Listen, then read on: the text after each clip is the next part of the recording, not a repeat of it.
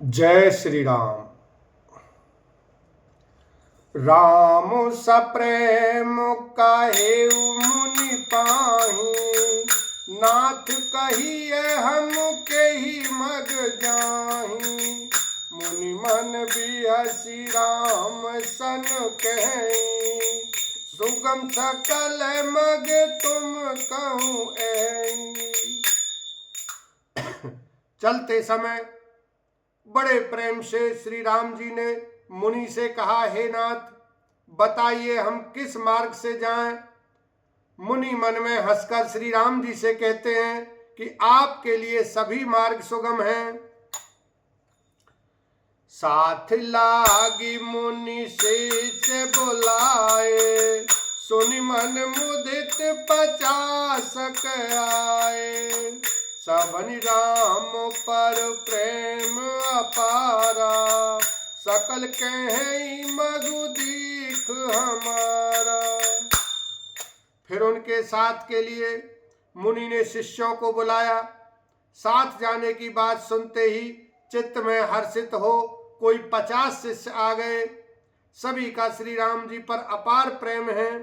सभी कहते हैं कि मार्ग हमारा देखा हुआ है। मुनि बटुचारी संग तब दीने, जिन बहु जन्म सुकृत सब कीने। करि प्रणाम ऋषि आय सुपाई, प्रमुदित हृदय चले रघुराई।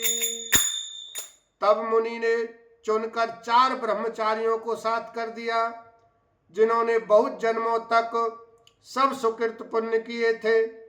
श्री रघुनाथ जी प्रणाम कर और ऋषि की आज्ञा पाकर हृदय में बड़े ही आनंदित होकर चले। ग्राम निकट जब निकसई जाई, देखहि दरसु नारी नर धाई। होई सनाथ जन्म फलु पाई, फिर दुखित मनु संग पठाई। जब वे किसी गांव के पास होकर निकलते हैं, तब स्त्री पुरुष दौड़कर उनके रूप को देखने लगते हैं। जन्म का फल पाकर वे सदा के अनाथ सनाथ हो जाते हैं और मन को नाथ के साथ भेजकर शरीर से साथ न रहने के कारण दुखी होकर लौट आते हैं। विदा किए बटु विनय करी, फिरे पाई मन काम। उतरि नहाए जमुन जल, जो शरीर सम श्याम। लखन सिया राम जय जय राम। तदनंतर श्री राम जी ने विनती करके 4 ब्रह्मचारियों को विदा किया। वे मनचाही वस्तु अनन्य भक्ति पाकर लौटे। यमुना जी के पार उतरकर सबने यमुना जी के जल में स्नान किया, जो श्री रामचंद्र जी के शरीर के समान ही श्याम रंग का था।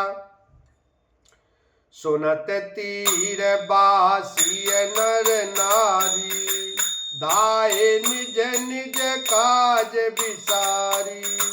लखन राम सिय सुंदरताई, देखि करहि निज भाग्य बढ़ाई।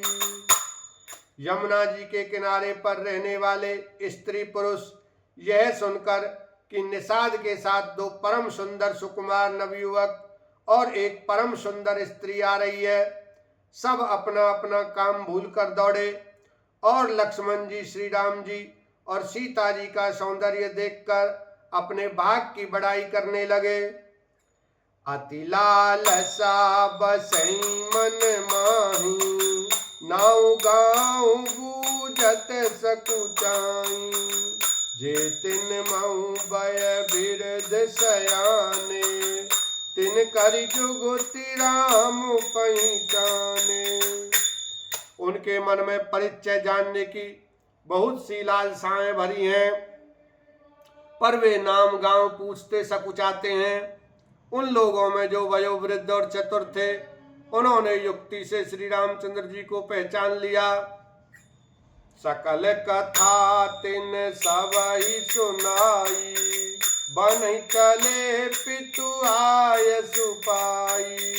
सुन सब साध सकल पछिताही, रानी राय कीन बल नाही।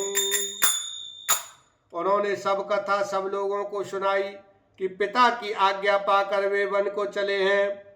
यह सुनकर सब लोग दुखित हो पछता रहे हैं कि रानी और राजा ने अच्छा नहीं किया। ते ही अवसर एक तापस आवा, तेज पुंज लघु बयस सुहावा। कवि अलकित गति बेसु विरागी, मन क्रम बचन राम अनुरागी। उसी अवसर पर वहां एक तपस्वी आया जो तेज का पुंज, छोटी अवस्था का और सुंदर था। उसकी गति कभी नहीं जाती, नहीं जानते, अथवा वह कवि था जो अपना परिचय नहीं देना चाहता। वह वैरागी के वेश में था और मन वचन तथा कर्म से श्री रामचंद्र जी का प्रेमी था। इस तेज पुंज तापस के प्रसंग को कुछ टीकाकार क्षेपक मानते हैं और कुछ लोगों के देखने में यह अप्रासंगिक और ऊपर से जोड़ा हुआ सा जान भी पड़ता है, परंतु यह सभी प्राचीन कृतियों में है। गोसाई जी अलौकिक अनुभवी पुरुष थे। पता नहीं यहाँ इस प्रसंग के रखने में क्या रहस्य है, परंतु यह क्षेपक तो नहीं है। इस तापस को जब कभी अलखित गति कहते हैं तब निश्चय पूर्वक कौन क्या कह सकता है। हमारी समझ से ये तापस या तो श्री हनुमान जी थे अथवा ध्यानस्थ तुलसीदास जी। सजल नयन तन पुलकिन निज, इष्ट देव पहचानी। पारेउ दंड जिम धरनी तल, दशा न जाई बखान। लखन सिया राम जय जय राम। अपने इष्ट देव को पहचान कर उसके नेत्रों में जल भर आया और शरीर पुलकित हो गया। वह दंड की भांति पृथ्वी पर गिर पड़ा। उसकी प्रेम विहल दशा का वर्णन नहीं किया जा सकता। रामु स प्रेम पुलकियोर लावा, परम राम के जनु पार सुपावा। मनु प्रेम परमारथ दो, मिलत धारे तन के सबको। श्री राम जी ने प्रेम पूर्वक पुलकित होकर उसको हृदय से लगा लिया।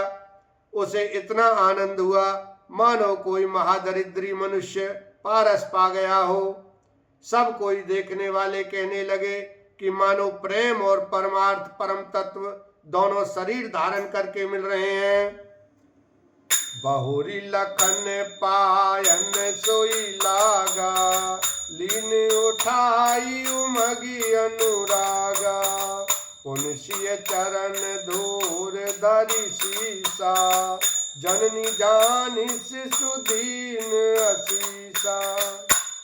फिर वह लक्ष्मण जी के चरणों लगा। उन्होंने प्रेम से उमंग कर उसको उठा लिया। फिर उसने सीता जी की चरण धूलि को अपने सिर पर धारण किया। माता सीता जी ने भी उसको अपना छोटा बच्चा जानकर आशीर्वाद दिया। बोलो सियावर रामचंद्र की जय। उमापति महादेव की जय। पवन पुत्र बजरंगबली की जय।